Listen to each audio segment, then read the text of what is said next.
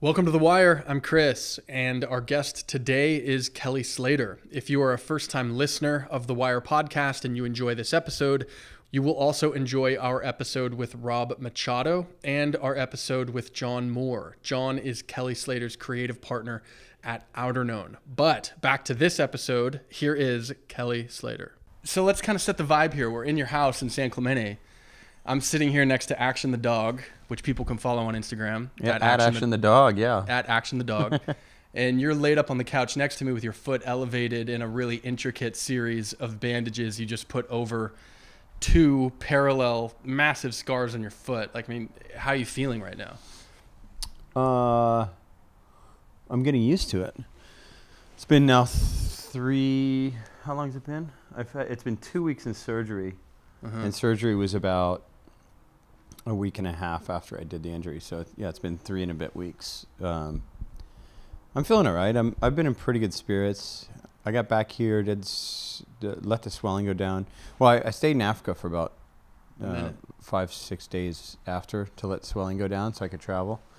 And then I got back here, and this, after you travel 12-hour red eyes, your foot swells up pretty big again. Yeah. Your injury does. So I got back here and let that kind of swelling go down again, and then 4 days after being here, I went back into surgery. Then it swelled. Obviously, it's going to swell back up with more trauma in the surgery. So yeah, now it's been 2 weeks today, and I think it's doing pretty good. I'm in pretty good spirits overall. I just keep reminding myself of how many horrible things people go through in life. I just had a good friend go through brain surgery for a 6-month stint, and luckily they think that they got it out with surgery, but it's all sorts of lifestyle changes and diet and all sorts of things you got to implement. And he at one point he was looking at weeks to live, and I'm looking at weeks or months till surf. So it really puts it in context. No, I don't even. It doesn't. I just try to think of those things, and it's easy when something gets taken away from you that you're used to having, you take it for granted, and now I'm thinking I'm already picturing getting back into surfing and thinking, how much risk do you want to take on a wave?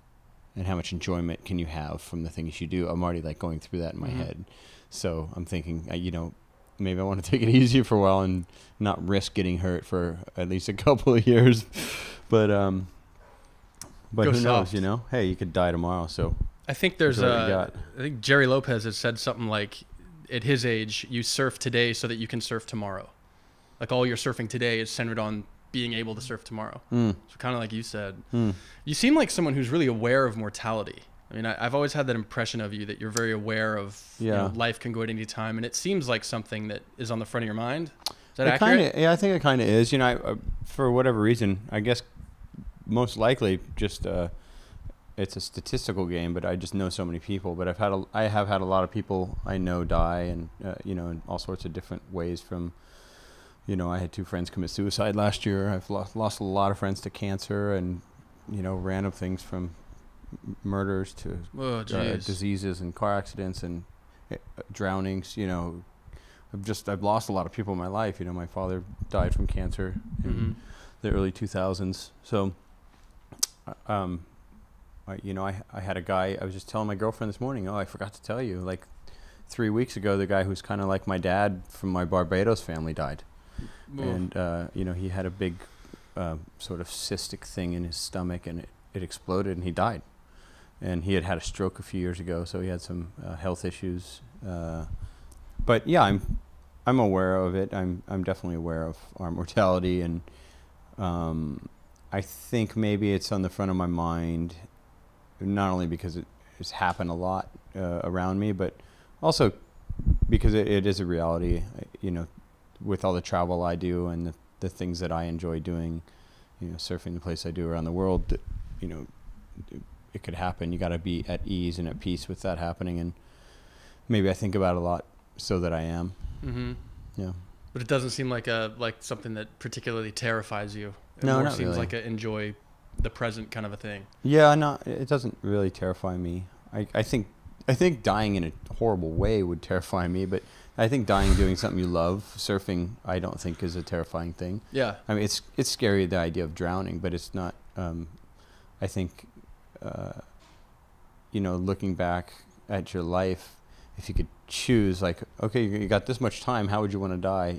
I think the best way is just go to sleep and you don't wake up. I think the second best way is just dying doing whatever you love doing the most. I've heard that if you drown in the moments right before you die, you kind of get a feeling of ecstasy or something like that from being oxygen starved. Have you ever heard of this? I've heard that, but how does anyone really truly know that? Yeah, like who are they interviewing that actually went through that and lived? I thought I spoke to Aaron Gold and he didn't say that, and I don't. And I talked to Evan Geiselman a bit about it, and I don't remember him. He just kind of said I didn't remember anything.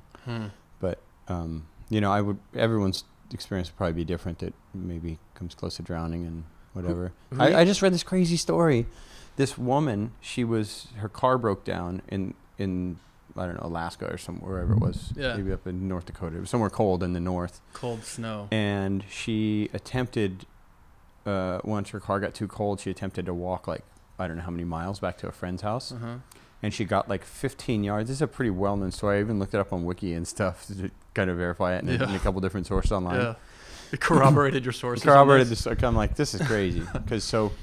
And this was like, let's say at like, they're guessing like at 1 or 2 in the morning, she got to this, she walked. She gets like 15 feet from her friend's doorway and basically falls over and freezes to death. The guy wakes up at like 7 or 8 in the morning, finds her outside, and they went and thawed her out, and she came back too. Yeah. There's no way that happened. Yeah. They thought her like she basically was like cryogenically frozen. She basically was cryogenically frozen, supposedly for like hours. And they brought her back to life after hours. She was fine. And so I didn't Snopes it though. But or we could Snopes this after this conversation, because that sounds unreal, man. That sounds cool, man. Right? It's a bad pun. All right. It sounds cool. There you go. Yeah. I thought cryogenic freezing was only for billionaires who could do this kind of thing. You can self-cryogenically freeze apparently. Oh man. But there has been verified case of people who've been under freezing cold water for 40 minutes at a time, 50 minutes at a time, and lived. Breath holding or breathing? No, died, like they drowned in cold freezing water. Really? There was a well-known case where a person was in a kayak and then there's video of the whole thing too. And they got pinned against this bridge sideways and basically just stuck underwater. And with all the pressure, they couldn't free the kayak. And the thing was stuck there for like 45 minutes, 50 minutes before they freed the person, got him up. And they were totally gone for like, they were probably gone for 45 minutes or whatever. And their body was so cold and everything started moving so slowly because it was like ice water. Yeah. That they were able to bring him back in the hospital. Jeez, and they were fine. So a couple minutes ago you mentioned, flying all over the world and stuff like that. I mean, obviously flying is really safe, but when I take off in an airplane, the first thing I always think in my head is like, am I okay dying right now? And if the answer is no, I kind of reevaluate my life during the flight. But it's something I've always wanted to ask you. It's too late, man. Well, hey, but if you land, you're going to be okay. This is something I've always wanted to ask you. I mean, when we think of your favorite surf spots that you travel to, we think of Pipeline, Snapper, Cloudbreak. I've always wondered, are there better waves that you surf that you just don't name because they're still secrets? There's a couple, but I used to really love going to Barbados down to Surf Soup Bowl a lot, and I just haven't been much in the last few years just because of my I've been living in California more, or Hawaii or Australia, and my travel schedule just hasn't put me in that area having any free time at all when the swells are good there. So. But I really love Soup Bowl. It's one of the most high performance waves on earth. And, I got another wave I go to with some friends like once a year for a couple days. It's amazing. But if the conditions don't line up, you basically waste your money and you're better like fishing. So, but I still think there's just a ton of great waves out there that I haven't had any time around to go and just spend time at, like Japan, for instance. Go spend a 6-week period there in the typhoon season and chase some river mouse, and you'll probably get the best waves you've ever seen. If you can sit there for enough weeks to get the swell. Yeah. If you can handle the radiation. Oof, yeah, that's not going anywhere, right? So you mentioned the radiation. You also mentioned a story of a woman who accidentally cryogenically froze herself. I mean, it seems like you do a lot of reading. And I do a lot of reading. So, even right now, you're laid up, your foot's hurt. What are your favorite YouTube channels? What are your favorite news sources? Like, we all have our habit when we sit down at a laptop or sit down at our phone. What do you check? What's in your cycle of things that you check when it comes to news sources or favorite Instagram follows, YouTube channels, anything like that? I'll look through a lot of different news sources. A lot of time I try to find some kind of alternative media to read. And, the topics I like are sort of technology, science, health, a little bit of political stuff. And then kind of go through the typical news channels like Yahoo or whatever and just cycle through some of that news. I just look for, interesting. I'm not looking necessarily for one topic. I just like a variety of things. I'm interested in sort of anything. I can get consumed by a lot of different types of stories, but I think human interest stories are the best ultimately, when you see something really inspiring, somebody go through something really tough. I was actually watching golf yesterday, and there's this kid, he was a really good golfer. He won a state amateur at a young age, maybe 10 years old or whatever, 8 years old. And then he got in this car accident, and his grandfather was driving and crushed his skull completely, went into coma for 2 months. Oh. And when he came out of the coma, eventually, he didn't remember anything of his former life at all, and but these videos had been going kind of viral around a lot of the Facebook golf community about this kid because he was a good golfer. And then Rory McIlroy, who's been #1 in the world recently, sent him a personal message. And then when he got to when he started sort of getting some of his senses and motor skills and stuff back a little bit, they couldn't make him smile. His family couldn't get him to smile because he didn't have any memories. He couldn't do his ABCs, the whole thing. He had to learn everything over again. Yeah. And then his dad thought, I'll bring him his putter. That was his favorite toy, He loved to putt. And instantly he just loved to putt again. It was like something was there in his brain. He just habit of holding the putter spurred something. Yeah, something. And so it was like the first thing that made him smile again. Whoa. And then Rory sent him a message, and he started watching golf again. And he Rory was his favorite golfer before, and is still his favorite golfer now, or whatever. And he kind of he started golfing again, and now his dad's hit his swing looks exactly the same. He's still kind of fighting the same tendency he had before. Way. And so it's still all there. He just he lost the memory, the conscious memory of his past, but there's still his body's kind of on repeat, Yeah. But golf was a thing that kind of made him smile and happy again, and so he's right into it again. I think that brain injuries fascinate me. I mean, when you say skull injury, did you see Justine Cyborg Santos' husband? Yeah. The skull injury he got from the knee to the temple or that's whatever. That's right at his prefrontal lobe.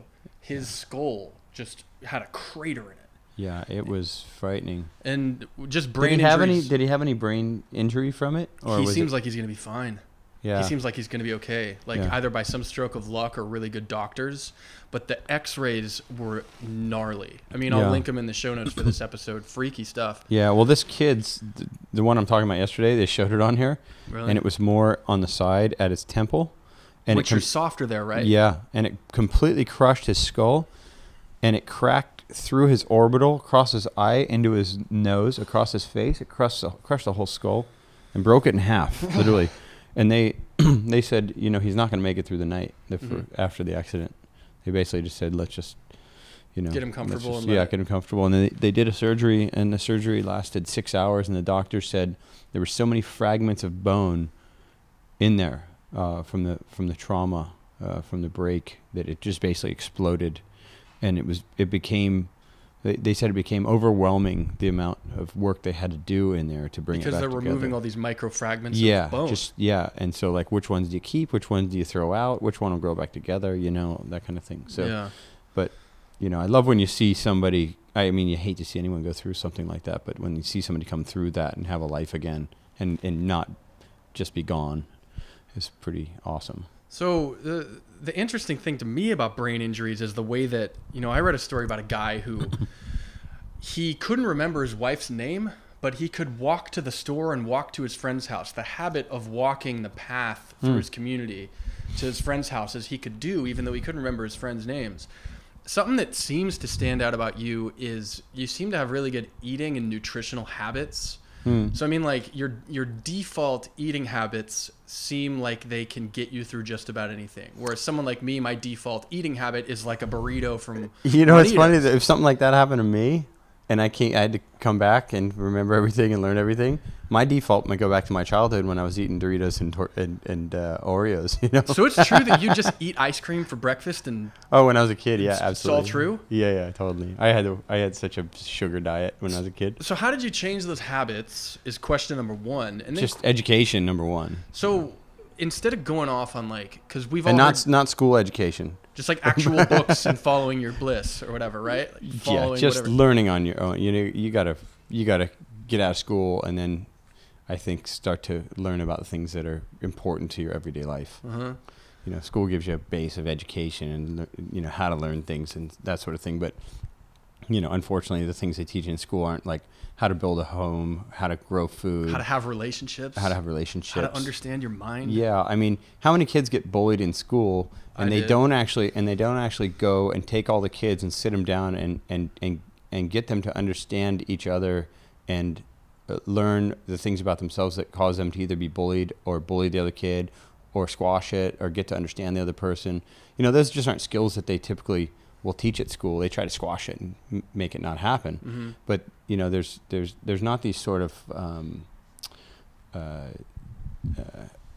there's not a system in place to like you said, put you all in a room and teach you how to understand each other, have empathy, absolutely, things of that nature. Yeah, exactly. Yeah. So, I think a lot of things that are really important are, like I said, growing food and learning about what is good for your body, how to build things. Those are the skills that are really important, but everyone's basically put through a school system that has them figuring out how to make money.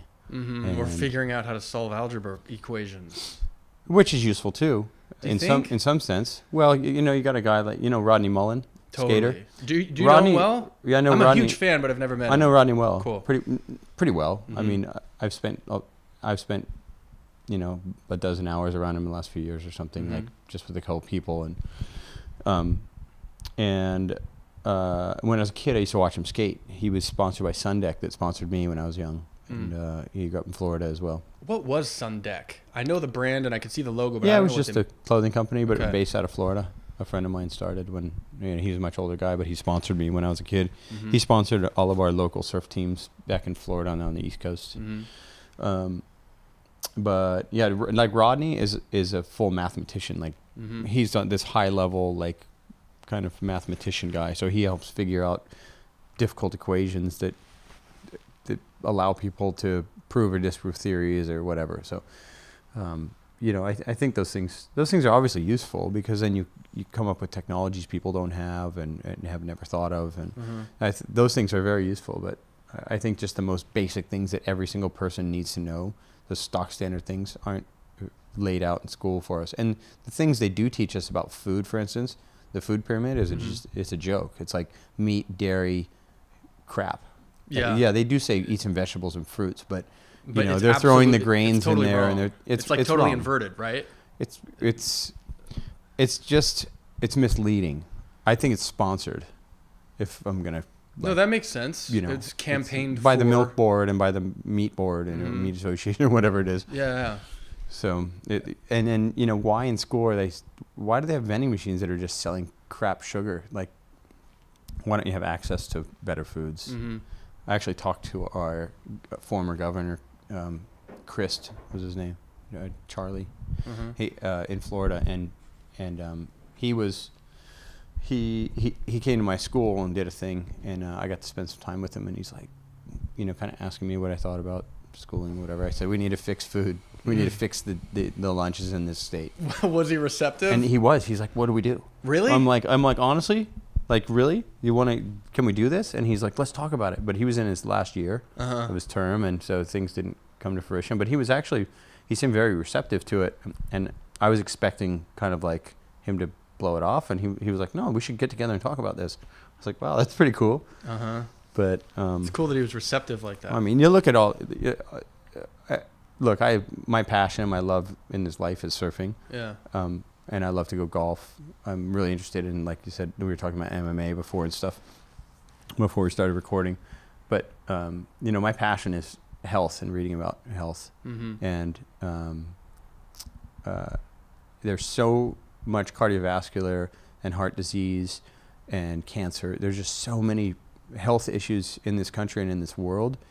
And I after all the things I've done, I just truly believe that easy answer is it comes down to diet. It comes down to the water, it comes down to the fluoride and the chlorine in our waters and the other chemicals, heavy metals. It comes down to the amount of sugar that people are eating, the diabetes, the rates of diabetes, the addiction to sugar is way greater than cocaine. It's bizarre that we are living in this society. I watched a video yesterday of a woman who she was obesely overweight, and they were trying to change her diet, and they were trying to get her to eat a vegetable. She would not eat a vegetable. Is that the one where she's like crying and trembling? Trembling. She almost pukes. She puts it in her mouth and she spits it out and almost pukes. Yeah. And you know, the human side of that is, God, that's so sad for her. You know, we need to help this woman. But the other side is just how sad is that for society that we are in a place where the most disgusting thing a person can think of is eating a food that's eating good for a them. vegetable. Yeah, eating a green plant. Yeah, that's going to help you. I'm going to try to find that and link that in the show notes for this episode too. Yeah. Let's start a little bit with specifics about diet. Like, what's your step-by-step guide to water then? Should people drink water out of a tap? Should they have one of those pure water purifying things on the end of their sink?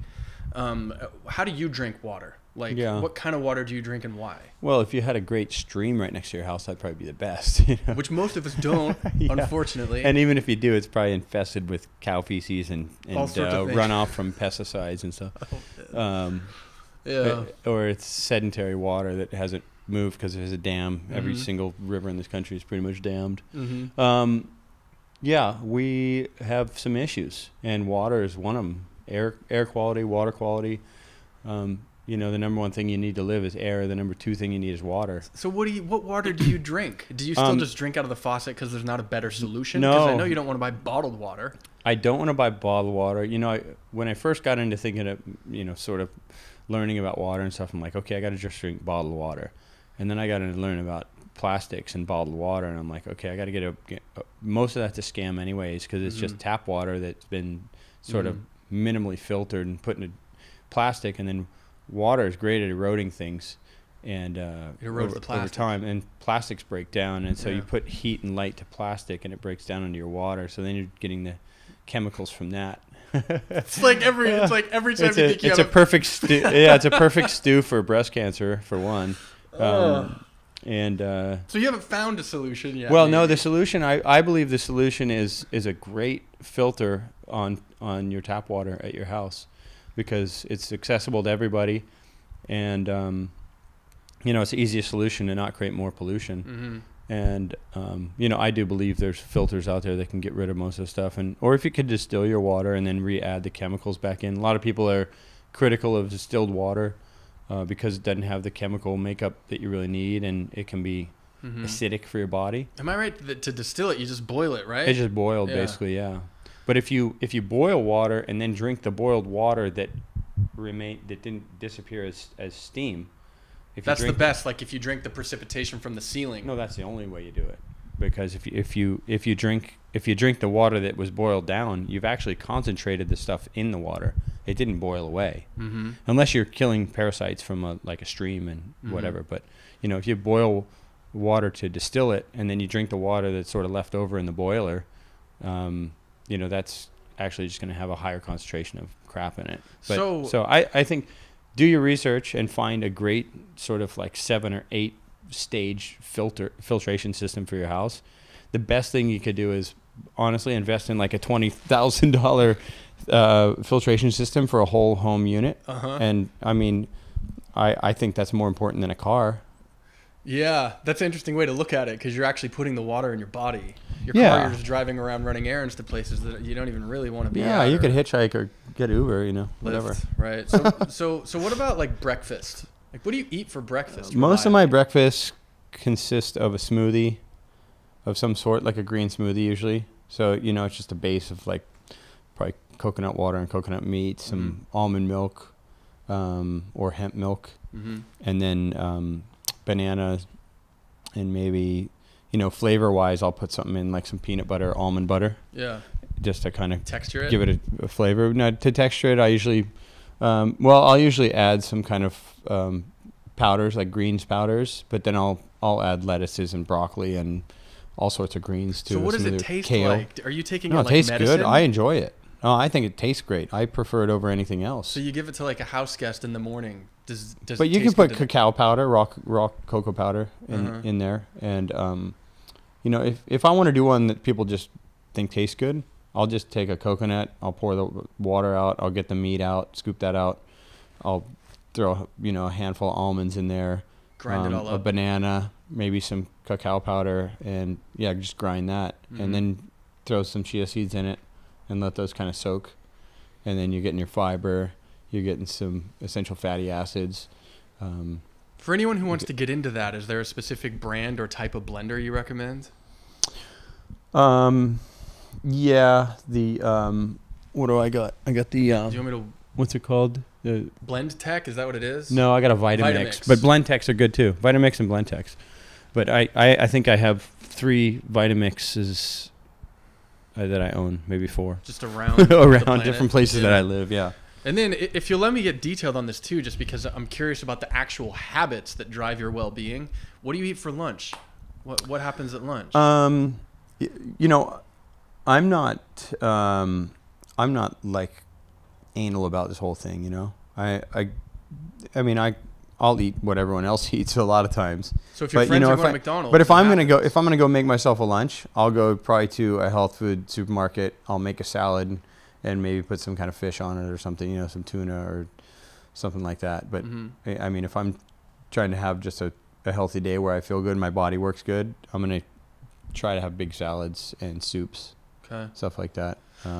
But you know, I don't have any issue against going to the Mexican restaurant down the street or something, but I just don't do it a lot. Okay, so a burrito and a tortilla and white flour in your lunch can happen sometimes. Oh yeah, you're not. Yeah, I'm not like across the board like religious about this thing, you know. But I've just made it to where my normal standard diet every day is relatively great compared to most people. Yeah. So what is it like for you to have me sit here, and my perception is that you're mostly anal about this stuff because of a lot of stuff that happens in the media. I mean, what's it like to sit on your couch on any given Tuesday, pop up the internet, and like there's your name in the headlines, and a lot of it has nothing to do with you in some sense, because in a lot of ways, I think I can get away with saying this, like you're kind of bigger than surfing, really, in the sense that a lot of the surf media knows if they just put your name in a headline, that's where the page views come in, and those are the page views they can monetize with advertisements. So at any given opportunity, they'll put your name in a headline. I mean, what's it like to be the human being that you are and also coexist with this idea of yourself out there in the world that people just kind of grab and do what they want with? Well, I don't know. I guess I'm kind of like processing that as you're saying it, you know. Yeah, that was a heavy question. Yeah, well, you have a different perception of it than I do. You know, I'm just myself, and you know, for the most part, I don't worry about all that a whole lot. But there is you know, it'd be stupid of me to say I don't understand. There's a public persona and there's my private person, and you know, and then those have their place. And most of the time, I'm just my private person, you know. Yeah. But when I'm out in you know, if I'm around a contest or I'm at the beach, it kind of borders on.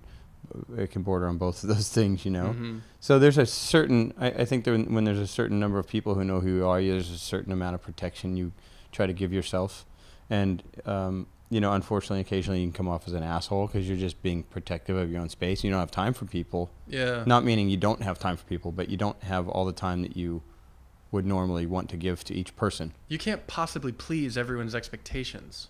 No, you can't, but you can do your best to be nice to everybody. But you know, I definitely get frustrated at times with my life that so many people do know me and that kind of thing and want to talk about this or that. And I mean, I love talking to people, but I think a lot of the frustration in my life would be, when we start the tour off, for instance, we're on the Gold Coast. Everything on the Gold Coast is about surfing. Everyone there knows surfing. Everyone who's there knows it. So it's really hard to not be seen there. And, for any of the pros. And that whole, there's a frenetic kind of energy around competition and stuff.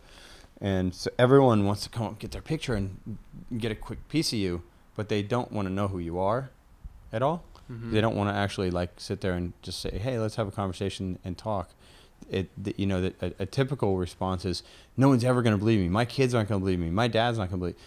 So I need to get evidence of this. So I need evidence. So I need a picture. I need an autograph. Leave a voicemail from a kid. Will you do a selfie thing with me? Or what? And I do understand that side of it. But if you look at it from these terms, to me, I'm more quickly going to forget that person than I'm going to be like, oh, hey, we met years ago or whatever. Because I don't think I can even control it. I start to completely tune out from the person. Well, you'd have to. It's impossible to engage with someone like that. Well, because they're not dealing with you as a person, so you're not really dealing with them as a person. It's an energy field. It's it's something other than a personal experience with someone. It's a little different, but it's probably stupid of me when you talk about. No. There's I just try to process this life I have, and certain aspects of it are hard for me that aren't difficult life challenges. They're just things that are hard for me to process and understand and be comfortable with. But I'm not like a poverty-stricken person in Africa who can't eat. My life's not hard. You seem to be good at comparing and contrasting the uncomfortable things about your life with much more uncomfortable things that other people go through. I guess it's so I can feel just not try to sound or feel selfish and stupid. Well, you do not come off as stupid at all or selfish. You're reminding me of an experience that I had with Machado. Me and him walked out his back door, and right when we walked out, a van pulled up. A guy jumped out and said, I flew all the way here from Japan to see you. Oh my, can I have photos? And Rob handled it brilliantly. But it reminded me of a quote from Bill Murray. Bill Murray, who was hilarious, he said, when people tell me they want to be rich and famous, I tell them to try being rich first because it's better in a lot of ways than being famous. Yeah. Have you ever heard that quote? Yeah, I have. And how do you process that kind of I've thing? actually spent quite a bit of time around Bill Murray. He's an epic dude. So we hear stories about how he just walks into a party in New York with a bunch of 20-year-old kids and parties with them for 4 hours. He probably does. The guy is so, in some sense of it, he's so down to earth. In another sense, he's a giant star, and it's really hard for him to, just for people to allow him to just be normal. They want him to be in character.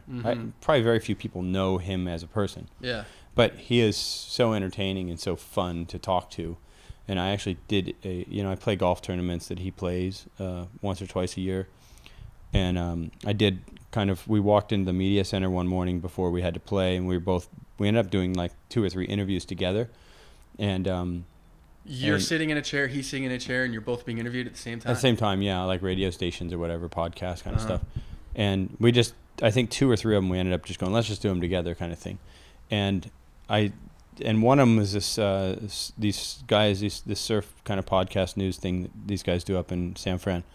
And I said, Bill, I got a question. I've always wanted to ask you, because I said I saw a picture of you in a surf magazine at G-Land. I have no idea how this... I'm like, I keep thinking that this is just a gag, it didn't happen. He goes, oh, no, that happened. I'm like, how did that possibly happen? He's like, well, I was kind of hanging out in Bali, just vacation, partying, whatever, and whatever he's doing. He's just there cruising. And he goes, I ran into these Australian guys, and he goes, I kind of made friends with them, and they were like, hey, we're going to teach you how to surf. They said, we're going to take you surfing tomorrow. So they took me surfing at Padang Padang. What? And I'm like, what? And he goes, yeah, and I think the tide was even low. They were trying to kill me. So how old was he in the photo that you saw? How old was he at the time? I don't know, maybe he's in his 30s or something, or 40s. This is back in maybe this is in the 80s. Yeah. And maybe he's in his 40s. I don't know how old Bill is, but he's upwards of 65 at this point. Yeah, I think. yeah. So it is probably 30 years ago, you know. Yeah. And when I was a kid, and so he goes, yeah. And then they just invited me. I had some time off. He goes, so then they just invited me to go to G-Land with him. And he goes, I went to G-Land for a week with these guys. I'm like, you went to G-Land with a bunch of Aussie dudes you just met? Strangers. He's like, yeah. But he's cool like that. Bill's cool with everybody, you know. I mean, he's like you. He's how you think he would be, you know. He's like, he's super approachable. Mm-hmm. I think it would be really hard for him to feel offended or be a jerk, you know. He's really cool. But and then in that golf tournament, the reason we were doing the press together was because our tee times were like at the same time. He was like right before me, and so when we were at Pebble Beach, almost every hole I would be hitting, like I'd be behind him and he'd be on the green singing, I think 3 or 4 different greens. He stayed on the green while I was hitting in, and he wouldn't move, and he'd just be singing Beach Boys songs to me. Oh, you gotta be kidding. Yeah. But see, the thing that sounds so cool about that is I would envision him not doing it trying to be entertaining, but just doing it because it made him feel good or something. Probably, like, yeah. It seems maybe. like a totally authentic expression. Yeah, I think that the great comedians just are naturally that type of person. And, you know, he is that way. And I can tell there's a serious side to him that a lot of people don't know. And that's probably why he's so good at doing, you know, he can do dramatic roles in films too. Yeah. I've heard he doesn't even have an agent. Like, you got to track him down and find him and call him on his cell phone if you want to get him in a movie or something. Maybe, he doesn't yeah. even have an intermediary. I've heard rumors. Oh, I'm not sure. He runs a golf tournament in Jacksonville with he has 2 or 3 or 4 brothers. There might be 4 of them total, but they do a golf tournament every year in May, and I've never had the chance to go to it. But he, you know, oddly enough, he's very good friends with Rory Russell. Really? Yeah. How did that happen? I have no idea, but I think he was shooting something in Hawaii one time, a movie or something, and ran into Rory. This is back years and years, I think a few decades ago, and they became friends, and they've always remained friends somehow. And so a couple of years ago, Bill was in Hawaii shooting something, and he was hanging out with Rory all the time. I went up to Lele's, and he's there with Rory. I'm like, what are you doing here? He's like, I'm with Rory Russell. Man, this is like everything that you're saying about him sounds like he's everything you'd hope he would be. He is, yeah. Like, you know, he's him, like you know? he's kind of like an Adam Sandler, like Adam made a whole bunch of movies and his production company and stuff with a bunch of guys he went to school with, and he's just the same guy he probably ever was, you know. Yeah. Let me kind of ask you a question about. I mean, your mental game as a competitor is like pretty legendary, and it's already been analyzed from every angle by anyone who ever interviews you, talks about you, writes an article, whatever. But I kind of want to approach it from a different angle. Like, I remember in September sessions, there's like a section, I think you were like in the back of a car, and you were talking about how it's nice to go on a surf trip. No, that was September sessions was all mental-wise. No, that was the drive-through. I think, or one, not drive-through. It was a Taylor Still movie he made in '99, and Chris Malloy actually interviewed me, I think, while Taylor was driving the car, and we were in L.A. And there, yeah. And you were saying it's good to get when away. We went to Mexico.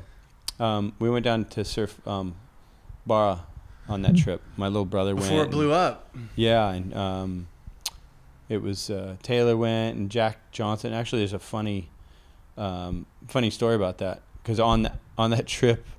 You couldn't drive into Barra back then. You had to walk like 20-25 minutes to get in there. You had to park out by the highway and walk all the way through the town to get there, and it's hot and muggy and whatever. And Taylor and Jack are walking back from the beach one night, and they both have like boards and tripods under their whatever. Jack was just there surfing, but he was carrying 2 boards, and Taylor's got a camera and a tripod. And Jack looks over at Taylor, and Taylor's got a big mosquito between his eyes. And there's mosquitoes everywhere, but he's got a mosquito biting him between his eyes, like, and he can't do anything. He's got to drop everything to hit the mosquito away. But before it hits him, before it starts biting him, Jack looks over him. He's like, you got a mosquito between your eyes. And Taylor looks at him and goes, so do you. And so they both have mosquitoes like landing on their face. Sort of a headbutt to kill the mosquitoes? No, yeah, I know. Maybe they kissed. Oh my goodness! I just remember vividly some monologue you went on about how it's good to get away from cell phones for a minute because they're distracting, and like at the time it was like a little Nokia 5180 or something. Yeah. And now these things like are our entire life. They are. Like how do you? It's evolution, though. You know, I think it's But your incoming must be kind of like insane. Star Trek or something. It's exactly like Star Trek, where you have a little touchscreen type thing. Like, your incoming must be nuts, and the amount of phone calls, emails, notifications you get. Like, do you ever just turn it off for 2 days? Like, how do you manage it? If I did that, there'd be a problem because I'd probably have like 400 texts that I didn't look at. But no, the only time it's super crazy is if I win a contest or if I do really good at a contest, and then like all my friends and stuff say send me a text and say congrats or something, and then you want to write back to everybody and say thank you, stoked, appreciate it, whatever. But yeah, I think it's pretty overwhelming, like the amount of data we're all getting in all the time. Shane Dorian says something interesting to me. He's like, it's crazy that they have the capabilities now for everyone to go live right now on Instagram. Mm-hmm. And he's like, he goes, what is the bandwidth necessary if every single person that has an account went live at the same time, and could it be done? Mm-hmm. Without crashing. Think about it. Yeah. I mean, think about it. Is that possible? Do you think much about the singularity or the convergence of everything, wherein biotech, technology, everything converges at some tipping point in time, kind of a thing? Is that the kind of anything that you research or read up on or have an interest in? Like, where does all this go eventually, and what are we going to see in our lifetime? Like, it's shocking to think that the rate at which everything advances right now, this is likely the most exciting and scary time to be alive ever in the history of the planet. I look at my life and I think I feel like I was born at the perfect time for what I for the life I chose, for the thing I love to do, for surfing, etc. Because I was born in the single fin era when shortboards started coming out. When shortboards were in now after the 60s, early 70s. So that was when the shortboards came in. It was single fins. Quickly went into twin fins just after I started surfing, and then went into thrusters. Mm-hmm. So I actually was born in the single fin era and started surfing then. Mm-hmm. Got to surf right through that. It still was relatively uncrowded everywhere. I got all this. I like Barra before it was crowded. You were at Barra before. Pipeline before it was. I've had days where I've surfed Pipeline by myself before. So how old were you when that was happening? The last time it happened was in '99. Whoa. But I had a day at Backdoor with, I was actually out in the water with Pete Johnson, Cody Graham, and one bodyboarder. Mm-hmm. And Petey and Cody both got hurt and went in. It was me and the bodyboarder, and I had Backdoor to myself, and it was like 10 foot, 8 foot. Whoa. And then the most number of people that came out that day was 12. It was in September. It was a really early swell, mm-hmm. and it was Kona winds all morning. My point being, though, that when me and my friends were like mid to late teens, you could go out and surf a 3 to 5 foot day at Backdoor, 4 to 6 foot day at Backdoor, with only literally a handful of people out still. Mm-hmm. And now those days have 60, 70 guys. And everywhere's getting so overwhelmingly crowded. Mm-hmm. And, each place, the more crowded it gets, kind of loses its real feel, mm-hmm. I think. Its natural feel. But you never publicly complain about trestles or something like that. You never really complain about the crowd or the vibe there. I don't think Trestles is... Look, Trestles has always been, I think, similarly crowded. From when I was a kid, I remember going there when I was a kid, and it was pretty much the same kind of crowd there is now. It hasn't really... Mm-hmm. I don't think it's gotten much more. Mm-hmm. Well, it can't get much more than it is really. Well, yeah, that's the thing about it. It's maybe at some point crowds, other than maybe Malibu or Snapper. Snapper's a whole different... Snapper's the most crowded place in the world. Snapper, mm-hmm. Greenmount. But I think most spots are sort of like self-regulating. Like, I think it gets to a threshold where people just start to realize, like, I just can't get a wave. I'm not going to go out. Yeah. But at a place like Snapper, it's short interval, so the sections aren't super long usually. It's not long lines. Mm-hmm. The whole stretch of Superbank is 2 miles long or whatever. Yeah. So you got this whole stretch where, like, you might just grab a peak even if you just started surfing, and it happens. I just sit at Little Marley. Yeah. And just get waves reliably, even with 150 people out. Yeah. I mean, the typical day now is, going to be 150 plus guys out there, mm-hmm. if there's some swell, and everyone knows when every swell's coming. Yeah. And that's the thing. When I was a kid, the beauty of it in some way was you didn't really know. I was one of, I would say, few people who actually really did know when swells were coming, because I was friends with Sean Collins, mm-hmm. and he would actually give me like a personal report. Would he call you and just give you your little Yeah, he update? would. We'd go on little trips in the summer, and I was good friends with Peter Brullier, who was a surfing mag photographer, just like staff guy with Flame. And so Peter and Flame were kind of like the top dogs back then. Yeah. And Aaron Chang as well, obviously. Yeah. But I became really good friends with Peter. I would spend in the summer times in Huntington and cruise with him. And we'd go on trips to Mexico, down to Natividad or Cabo or whatever. Yeah. And Sean and him were best friends. And that's how I met Sean. And so Sean would just go, okay, here's what's going to happen, you guys. And he would give us like a 5 to 7 day run of what's going to happen. We went down to Natividad one time. And this would totally freak me out because he said, okay, the second day you're there at about 11 o'clock in the morning, a 20-second interval is going to happen. So go down to the beach and time the waves, time the intervals between waves. He had that dialed in that far back? He had that dialed back in, this is in 86 or 87. Maybe 86. Yeah. How was he making a living at the time? He had 976 Surf. Okay, that's what it was. And he was just starting that. So it was, yeah. For anyone listening, that's you pick up the phone and call his phone number, and he would have a recorded report. Yeah, that every people morning. Would listen to. Yeah. But you would have this inside track. Yeah, but he would like score all these places. Yeah, and so Sean had the most incredible forecasting. He would tell me ahead of time. There was a day in 2002. We were in Tavarua, and he gave me a 10-day forecast before I went on that trip. And he said, look, there's going to be this day about a week out or whatever that the swell's going to be really big and the wind's going to go north. And the rights might just turn on. And I've never seen the rights anywhere close to that day again. Really? Yeah, and I had it was just Shane Dorian, Kalani Robb, Machado, Pat O'Connell, myself, maybe Taylor Knox, and I think one boatman. And that wasn't all at once. Like a couple guys kind of came out for just a short period of time. But it sounds like you're saying the romance of it is a little bit gone. I think the romance is disappearing. Yeah. Because there's so much information, and things used to be tangible. We've gone to this era where things are now virtual. So much is virtual information being stored on things. These are electronic signals. They're not a handwritten thing.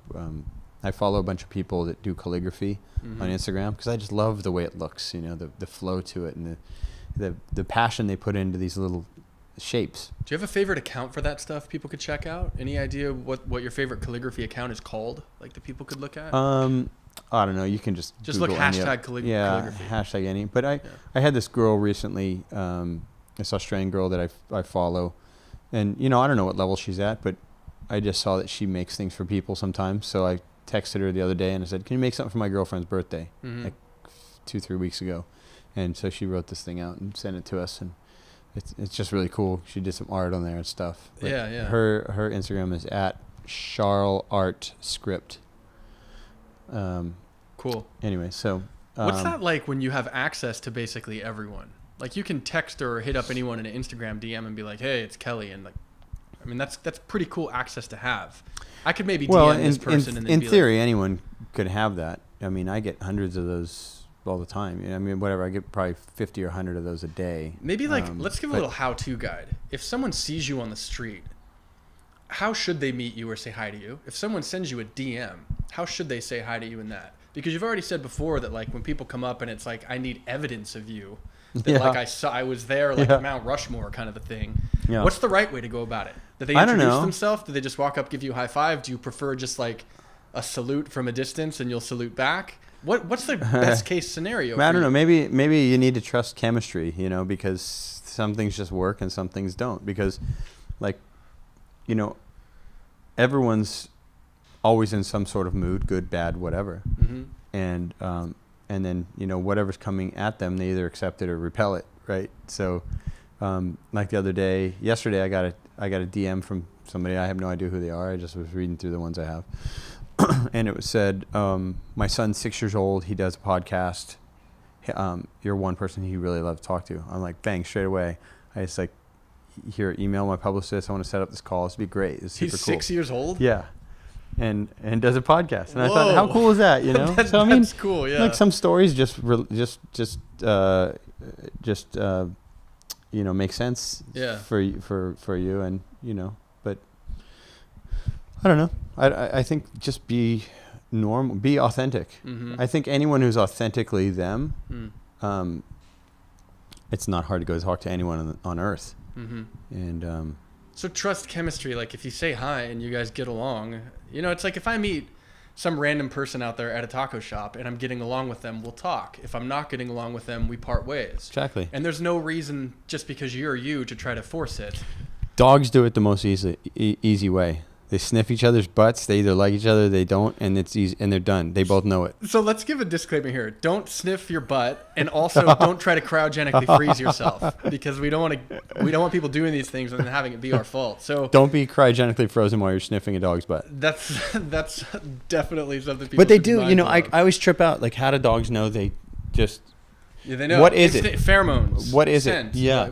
And I think that I honestly think people have that same exact thing. There's an attraction, and we know it, whether it's a friendly thing, it's a relationship thing, whatever. You know, or a lesson you need to learn, and so you might hate that person. You know, so you're drawn into that too. Yeah. And so I don't know, we're all drawn into or pushed away from people for whatever reason, but I think we all inherently have that same ability, but dogs live that way. They're not worried about technology and a phone and a. They're not conscious of social hierarchy, though, are they?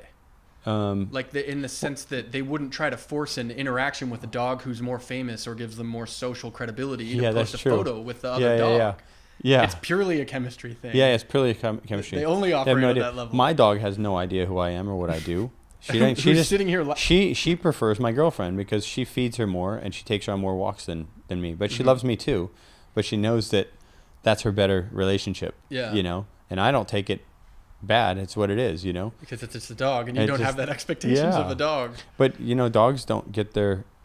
It's rare. I mean, once in a while, maybe you see a dog who really wants to fit into that crowd and tries to force it, and he gets bit or something. You know. Yeah. But you know, and that's the way people are too, I guess. But we're not as in tune with like, you know, don't get your feelings hurt so much over it. Yeah. Just like, you either fit in right here or you don't. And either hang out or beat it, you know. And if you beat it, you will fit in somewhere else. Exactly. It's okay. Totally. I mean, there's other people who get off on balloons popping. I'm just saying that because I watched this weird fetish thing online. A funky documentary about that. Yeah. Which is maybe a separate podcast, like bizarre sexual fetishes that people have. I found this guy found that popping balloons was like an orgasm. Like, it was that exciting. It was like a sexual addiction almost to pop balloons. Like, it was as fetish as anything. And he found an online group of people who loved it too, and then they did this documentary where they follow him and he meets some of those people for the first time, and they're talking about, oh my gosh, do you really feel the same thing I do? And then they're popping these balloons, and it's so weird. It's so weird. They're put together, like, and they're like, oh my god. Have you seen the documentary about the people who get off on tickling videos? Oh yeah, it's the most it's so fucked up thing. Like, I've ever. It's totally insane. Look, like, it's you know, it's almost scary. It's funny, and then you dive in deeper and you realize there's some sort of trauma that created this, or there's some sort of bizarre. Maybe not for tickling, but but in most cases when somebody has a real fetish, there's some dark side to it. Okay, you know? so you mentioned people being authentic. You mentioned trauma. And I know this is an authentic question to ask you because it makes me nervous that I'm asking it, and like publicly people are going to hear me ask this kind of a thing. So you've said before that, you know, you've hinted at traumas that you had, whether it was family stuff or a bully trying to drown you in a pool when you were younger. Yeah. And you've mentioned that you've had moments where you've recognized, oh my goodness, this pattern in my life that I go through year over year throughout my entire life results from this specific point of trauma. But there's a very big disconnect between recognizing the traumas that you've had in your life and then actually correcting the habits that you have in your life that result from those traumas. So like for me personally at football practice when I was 7 years old, this bully just basically beat me up while the coaches laughed. And it gave me this innate fear that's always in me. Everything I try to do, I'm scared that I'm going to fail at it. And I've learned that I have to like live with this thing. And in a lot of cases, it empowers me and it's responsible for getting me to where I am in life. Yeah. But the process of dealing with it is still very unpleasant. Yeah. How do you go about whatever thing you just felt where you were nervous or whatever to ask me that question? And you read that well, like physically, I was feeling nervous. Yeah, you're almost sweating. Yeah. Or whatever. Yeah. Well, that is tapping spiritually into something that you're finding exciting for yourself that you need to figure out. Sometimes I don't know how to handle feelings like that with people because how do you resolve that for yourself, you know? Yeah. But, you know, the way that you talked about that before, like you're scratching at the surface of something just now for yourself where it relates to something for you that there's a nervousness or excitement or whatever. Usually all those things are tied together as one when you're about to learn something about yourself or about your life, and you can change something. So you might, you know, you're just talking about something you had happened to you that has probably resulted in your career path, the way you interact with people, how you might approach a woman if you think she's attractive, all these sort of things. It permeates all aspects of your life. Yeah, it does. But those are the things that make us individuals and make us interesting or weird or whatever, you know. Interesting or weird, you know, or both. Or, you know, but they also have created the relationships we have because we have other people that either understand that or help it or whatever. Yeah, it helps you kind of fit with other people who grasp you and have empathy for you and appreciate you for who you are. Yeah, and just like being around you because, you know, you were made the way you were because of those sets of circumstances. Has it been a challenge for you to become comfortable talking about your insecurities and stuff? Because it seems like it's the rate at which you've been open about those types of things is sped up over the last 5 years or so. Did it take effort to like funny way to ask? I don't know if it takes effort. It takes recognizing things for sure. And I know I'm in a place right now that's like transitional for me. And you can look at that in probably a number of ways, you know, with career and all that sort of thing, and you know, personal life and whatever. But you know, where I feel like I'm really in need of breaking, because we kind of build things up in our life and then things break down, and you got to build them back up and break them down. And, you know, at some point you always hope you can get down to that, the fundamental foundation of who you are, and then build good things from there for the right reasons. Do you feel like you've got there? At times I feel like I have, but I feel like I've never gone the whole way for myself. So I feel like there's always that opportunity for all of us, but you know, sometimes it becomes more obvious, and then you know, things happen to put you on that path against your will at times. You know, you're forced into it. So I'm thinking my foot's kind of done that. So here you on a couch, forced to just be alone with your thoughts all day now. Yeah. So you're kind of forced in this place where you have to be contemplative and recognize where your life's at. Yeah, somewhat. Yeah. Yeah. It seems like you had this kind of foundational moment a few years back where you were on a phone call with John Moore and some other people, and it sounds like you posed a question, just what are we wearing when it comes to clothing, and where is it coming from? Yep. How did you get to that point? Like, what did you sift through to get to that question that defined what outer known would be? Well, because I mean, let's give some context. You know, your career has been in the clothing and textile business. Yeah. Really? Yeah. You've been intimately involved. Most of my earnings in my life have come directly from that. So that's what interested me. What did you see like about how clothing was made? Like, what was your journey to getting to that point where you asked that question? Like, wow, you know, what's up with this whole process? To be honest, when I first got on Twitter, it sort of started happening because I started getting access to information so readily I didn't know about.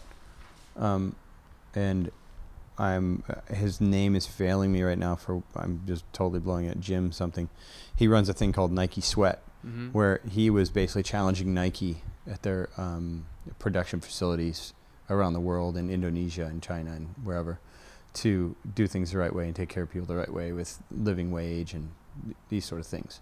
And he was going and living with the people on the wages they were making and living the way they live for like, you know, weeks or months at a time or whatever, to talk about that experience. And I followed him online, and at some point we had some contact about it, and he basically said more or less that there's no pro athletes out there that sort of have the balls to confront these things because that's where your dollars come from.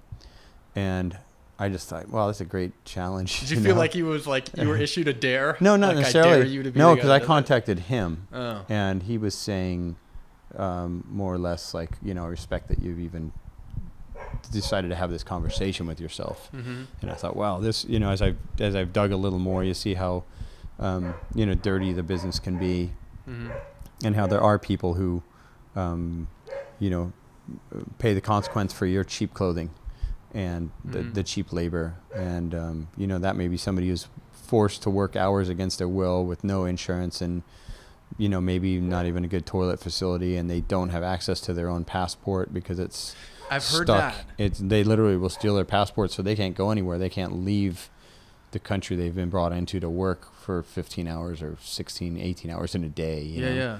And so, yeah, there's huge issues. There's just a movie around how clothing's made in general. Yeah. I can't help but try to make sure our viewers or our audience understands this, because I've heard what you just said. The odds are that we all own clothing that was made by someone whose passport is being held against their will so that they can't leave a certain working environment where they're working 16 to 18 hours a day.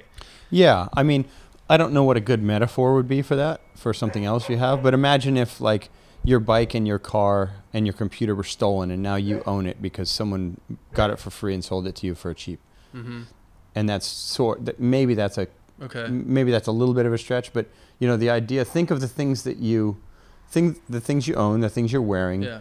and then think of it has a history. Each piece of clothing you have has some sort of history tied to it. Mm-hmm. Now imagine if you knew that history and what it was, and you were conscious of that. Yeah.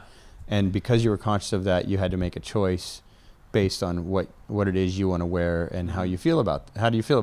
Mm-hmm. And some people are probably totally fine with that. Yeah, I got my $4 shirt from Kmart or whatever. I personally wasn't comfortable with, and you know, I'm going to be transparent here and say that I don't truly know where all the clothes from, you know, Sundeck, from OP, and from Quicksilver that I wore over all those, because there's other companies sponsored me briefly when I was a teenager, you know, a kid. I don't really know a lot about the factories there. I almost know nothing about them, so I can't say they were good or bad. Yeah. I just didn't know, and I started trying to find out, and it seemed like it was not easy to find out. It seemed, you know, where does the textiles come from? Where does the cotton come from that we were using? Yeah. I don't know. It just sort of fell on deaf ears a lot of times. And I think, to be honest, I think a lot of the reason there was no answer for that was because people don't know. They haven't you know, people in the office at a company, maybe that's no concern of theirs. They're not worried about it. They're just doing their job. They're making a living. They want to keep the lights on and, you know, buy food and put their kids through school. Yeah. What you're saying really is real to me, because I'm wearing an Outerknown t-shirt and I know where it came from because it's fair trade certified, and you can read on the Outerknown website where it came from and where it was made. These shorts were made by someone else. I have no clue who made these. Yeah. Was there a moment where was it scary to go and publicly say, okay, my heart and my mind and my morals and my ethics are dictating that I go try to reorganize the way that clothing is made for a clothing company, and I'm going to go do it? I mean, how scared were you to actually pull the trigger on that thing and put your name and your face on it? Was there a moment that you thought, fuck it, I'm doing it? Yeah, there was. There was a very clear moment. So where were you? What were you doing? I was in my car in Newport Beach talking to my manager who was in LA, and we were just on the phone talking one night, and I just said, fuck it, we're doing it. Let's just 100%, we're not going to go forward with Quicksilver 3 months from now when my contract runs out, and that's going to be it. Let's just do it. And he was like, I'm all for it. Let's go. Mm-hmm. And so we just, and, you know, Terry, my manager, you know, he makes his living from me getting a paycheck. And so I'm saying, let's not get a paycheck. Let's make less money. And he's like, let's do it. And I'm like, okay, he knows that there's substance to this, and and we're both committed to this philosophically. Mm-hmm. So there's a much deeper message for us in that. Yeah. And yeah, of course, we'd love to be successful and make money from it in the future if that happens. But, you know, if that happens, then people are also going to be receptive to that they're wearing clothing that they feel good about, and they know where it came from, and that they trust us enough to tell that story honestly.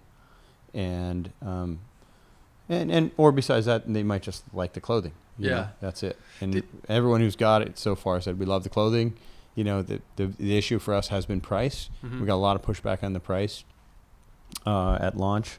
There's a number of reasons for that, which I will get into more with my social media to tell that story in the coming weeks. But You know, well, let's give some credit. Like, I mean, you reorganized the supply chain, did things in a sustainable way with a lot of thought into the people who make your clothing in whatever country that they're in. I mean, this type of thing is not cheap. You could have gone to any t-shirt company and bought blanks and printed any logo that you wanted for much cheaper. Yeah. I mean, it's expensive to do things like this. Yeah. I forget the name. My favorite is the new stretch board shorts that just came out. Can't remember what they're called, though. I'll link them in the show notes for this episode. Okay. You know, you're in this crazy place, and we'll maybe wrap up here in about 8 or 9 minutes. But you're in this crazy place now where, you know, I don't know who makes board shorts out of recycled fishing nets. Yeah. The KS Wave Co., I mean, the one you built in the Moor was built out of an old water skiing lake. You repurposed an already existing body of water. Solar power's up there. All the Slater Designs boards are eco boards. Firewire's factory is going to be zero waste within about a year and a half, not produce waste. Firewire's factory takes the leftover EPS foam and uses it to make paving stones. Yeah. It doesn't go in the trash. I mean, from where you're sitting, you've got to be stoked that you've been able to influence so much industry and business and so many people's working hours around doing things in a sustainable way that considers the environment and considers social responsibility and things like that. I mean, does this occupy your mind very much? Do you give yourself credit? It's interesting to hear you lay it all out like that, because that makes me feel really proud. All those things, to have the conviction to go and want to do those things. Yeah, I'll say a little bit of history, like with clothes, for instance. It's no secret that Dane was with Quicksilver for a long time. Dane Reynolds, and that he just didn't seem to jive there very well. His style didn't really fit Quicksilver. Quicksilver's image and where they were going didn't fit Dane. I always thought it was a very odd fit. I felt like it was a forced fit for both of them. And I actually approached Dane and I said, you got to do your own thing. You should go. And I wasn't trying to get rid of Dane from Quicksilver. I love Dane and Quicksilver. I think it gave all of us as surfers a huge amount of credibility, because he's such a phenomenal, maybe, you know, at times the greatest surfer ever on a surfboard. When you put all the different aspects of how he surfs together, from power to airs to thinking about the future and all that stuff. Yeah. His edits, I mean, it's just crazy what the library of work that Dane Reynolds has put out is just probably unmatched. Especially like his ability to make a Ventura Peak look good. Yeah. In the middle of winter. It's more impressive than John and Jordy and them, because they go and typically surf better waves than he does. Yeah. All the time. So Dane's surfing like Ventura overhead shore break and putting out these edits. You're like, how the fuck did he do that? At that wave by the pier that him and Nick Rose that left into the wind. Like, jeez. Okay, it's shitty windy. No one's surfing today. Let's go surf. And they're out there like doing nuking the almost place. Double rotations and stuff. And no, it was epic. But you know, I really felt, and Dane had so many people coming to his site and such an influence, especially in the early 2000s. Yeah. Around 2008, 2010, that period of time, 2012. And the surfing he was doing on tour, you know, I think all of us as surfers were proud to just have him on tour because of the surfing he was doing. And it was, like I said, it was giving all of us credibility that the best surfing in the world is being done there on the tour. And I just felt like he needed to take that energy and go make his own thing, because there was nobody who really fit his style exactly. Oh yeah. So I was like, you know, here's an idea. I actually drew out some ideas, some logos and stuff for him. So this is while you're at Quick. Yeah, while we're at Quick. And you grab him, you're like, you got to start your own thing. Check out these logos. We're in Portugal. It's actually funny. We were in Portugal, and I drew out this dollar sign that looked like a D and an R, but it looked like when you first look at it, it looked like a dollar sign. Because I thought it was funny, because Dane, to be honest, the guy is not about money. That guy could live on his lifestyle.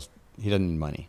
He just goes surfing every day. He drives a shitty old car, you know, like Dane's just classic, you know. Yeah. I mean, you know, in the best of ways. In the best of ways. Yeah. But yeah, you want to own your own house and property and stuff and have that sorted. But he doesn't need millions of dollars to go do stuff. He just needs to pay for food every day and go surfing. You know, gas money. Yeah. And he's, you know, he drove an old Subaru forever or whatever. So you were trying to tell him, like, you don't need this big all this encumbrance of this big company and stuff that you don't fit with. You don't need all this money or all this attention.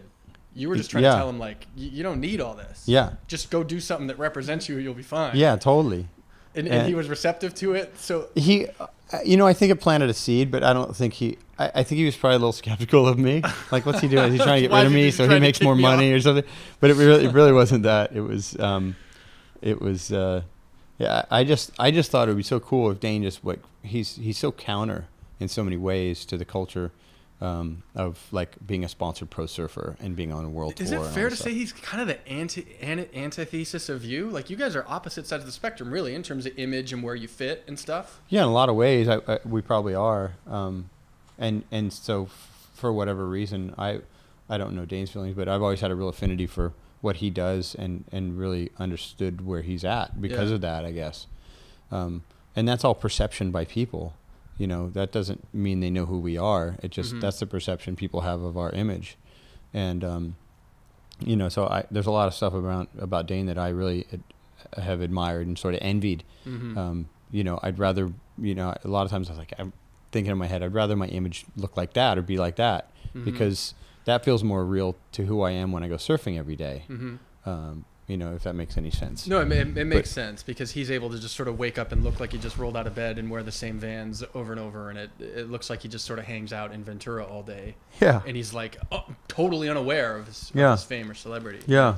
But you had this moment where you're like, hey, Dane, I recognize that maybe you shouldn't be at Quick. You should do something else. And then you had a moment because I sort of knew Dane's frustrations, and I was always hearing the Quicksilver guy's frustrations around, we can't get him to do this. He won't wear that. He buys clothes at an old store or whatever, and he doesn't wear the new stuff, and he won't shoot these ads the way he wants. You know, it was constant complaining.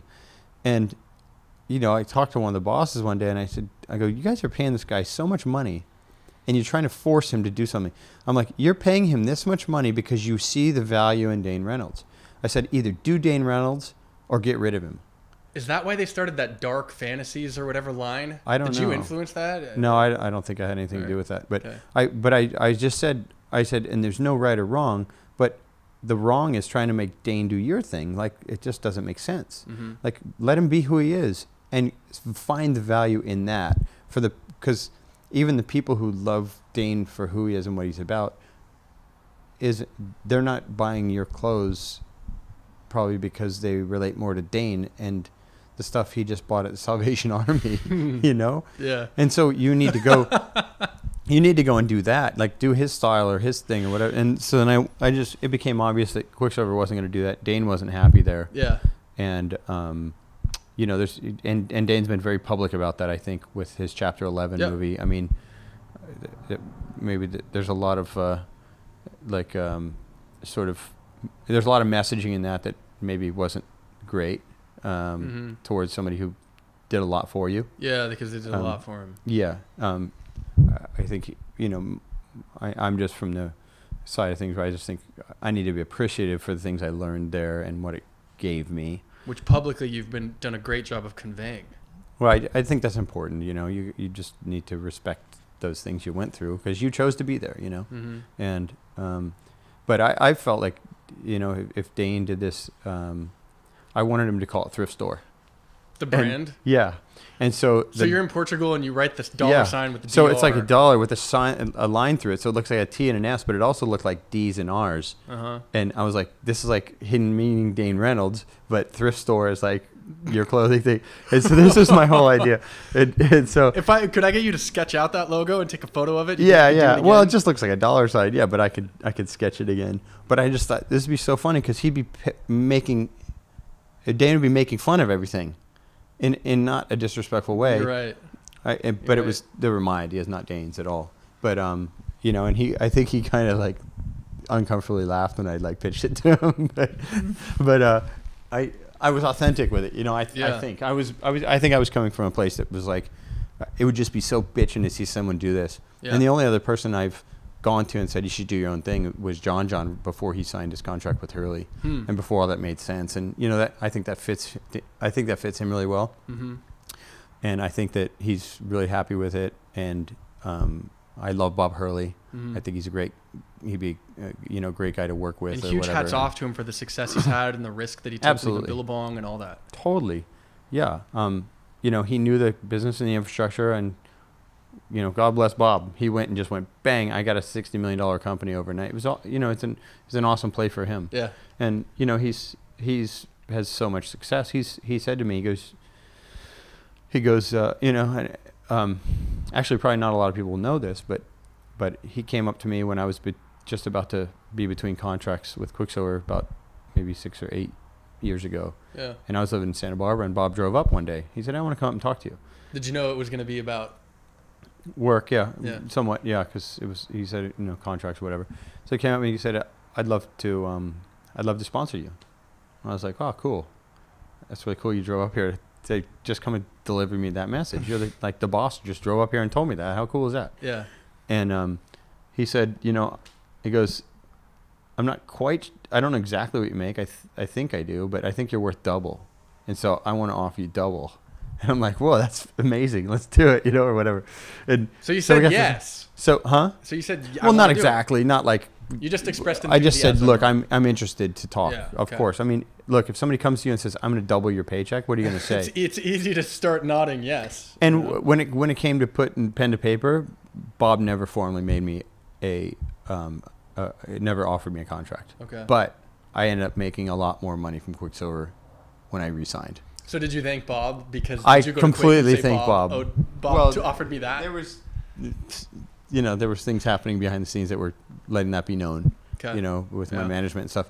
But, he literally drove up there one day and increased my paycheck by coming and just having that conversation with me. So is this why we've given him all these gammas? Because I give him gammas all the time. Yeah. I'll sponsor Bob for surfboard the rest of my life, the rest of his life, whatever he needs, Yeah. But, he's just one guy who, I think Bob's one of those guys who really likes to look out for other surfers. Mm-hmm. And I've always had a lot of immense amount of respect for him in that thing. We've paddled out in contests at the Hurley Pro for the final, and on the way out, he goes, I'm going to add $30,000 to the winner. Just like that. Cut a personal check? Yeah, however he has to do it. Uh-huh. He just, there's one time it was going to be $70,000 for first place, and I think it was me and Taj in the final, and we were paddling. I said, I'm going to make $100 on the way out. Like, tells us right before the final. No way. But, I think that's just so cool because, he's been so successful with his company, create a lot of revenue for the industry and stuff, and then he wants to share that with the surfers and look out for people. And he's invited me on trips to the Mentawais I couldn't go to, but he's like, you want to come? It's free. Just show up. Dude, it's so funny how if Bob tells you right before a heat, hey, I'm gonna add $70K to the purse, everyone thinks 30K, Bob, yeah, 30K whatever. to the purse. Everyone thinks Bob's a great guy. If you tell someone you love him before a heat, everyone thinks you're trying to freak him out, and it's mind games. Yeah, no, totally. Do you feel like do you? People are always going to think about that circumstance with Andy, whatever they think about it already. I'm not going to change their mind about it. The most raw, sort of bare bones way to say it, most vulnerable way to say it, is that I already felt defeated before going out in the final. Really? Yeah, I already knew. I had a lot of personal things going on in my life on the night before and that morning that were making it too difficult for me to actually be present. Is that the night you were making guitars? No, different one. That was 5-6 years before that. So you knew you were going to the gallows. Yeah, I was having a major struggle in my personal relationship at the time, and it was overwhelming any focus I could have on that day, and I was just really, really struggling to even want to be seen publicly that day. I was just having a very tough day in my life. Dude, I'm sorry. Besides, all the pressure of that. So, I think everyone sees a shower scene where my brother's comforting me and I'm crying after losing, and the loss was super hard, but it was symbolic that I was losing in a lot of areas of my life at that time, and that was what was harder, and so that was hard for me to. Who's home? Action. Lonnie's home, but that was hard for me to come to grips with and to be honest about and everything, and and my whole family was there. And you know, when your whole family flies out to something and you lose, it's like it hurts kind of almost worse. Like, oh, I wish you didn't waste your time coming out here. I thought we'd be celebrating. So yeah, there was a lot going on. But you know, when I said that to Andy, there was a part of me and Andy that had a really good connection. You know, we would go with our girls and get dinner together and just talk about nutrition and, you know, just different. Yeah. Like we sat down at dinner one night and we went to some Italian place in Australia, just Lindy and him and me and Kalani, and he starts asking me about, how do you know so much about nutrition, man? We just sat there talking about nutrition the whole night, the whole dinner. Yeah. It was interesting, you know, because it was completely, totally not about surfing at all or about our thing. Kalani's home, so we can wrap up. Yeah. Cool. Let's maybe just say, we mentioned Bob Hurley getting a lot of gammas. What are you excited for people to feel on the gamma? The gamma just came out. It's at surf shops. I mean, what does the shape feel like to you as you surf it? What are you excited for other people to feel when they surf that shape? Well, to me, it's just a great standard small board, performance board. Mm-hmm. So, you know, it's kind of like putting years and years of design into like a board that just feels good under my feet right away. So, and is it trippy to kind of like inform the sensations that other people surf or that other people feel when they're surfing because the board is designed a certain way that you dictated? I guess. I mean, you're kind of defining the feelings people have as they glide across waves. Is that a trip?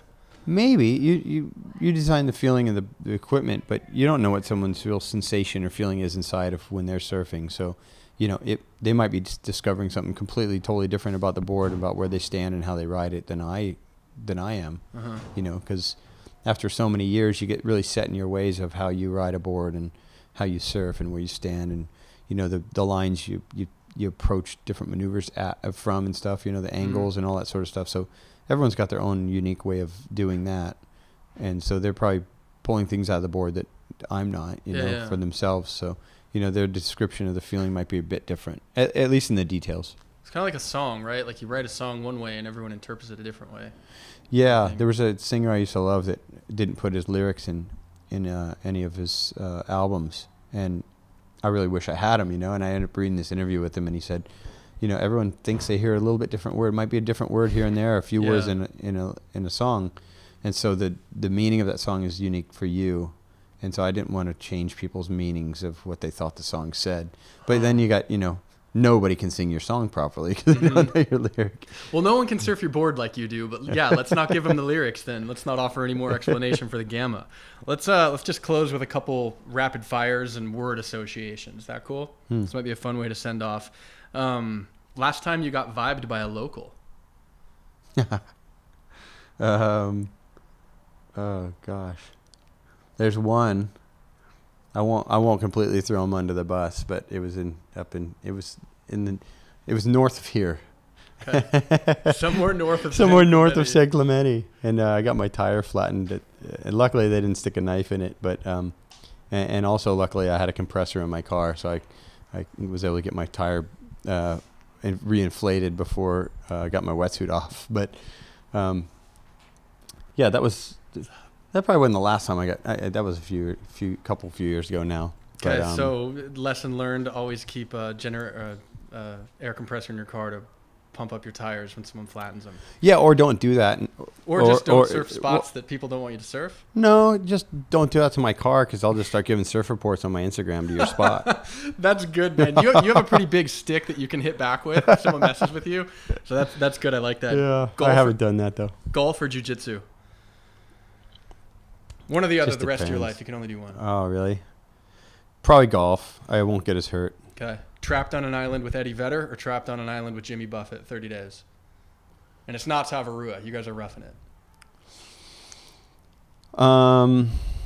You know, I'm going to have to say Jimmy. He's been through more, and he probably know more. He's been shipwrecked and crashed planes, and he's a survivalist. And, yeah, he could probably be a survivalist, and he fishes a lot and stuff. I think he'd have a few more skills, and he's actually, I love Eddie. He's classic and super fun, but Jimmy might be the funnest guy you'll ever be around. Everything is lighthearted to that guy. Can you bring him by Firewire Slater Designs at some point? Yeah, for sure. I'd love to. Crazy. Okay, 3 word associations. First thing that comes to your head: Rob Machado. Hair. Dan Mann. Unknown. Travelee.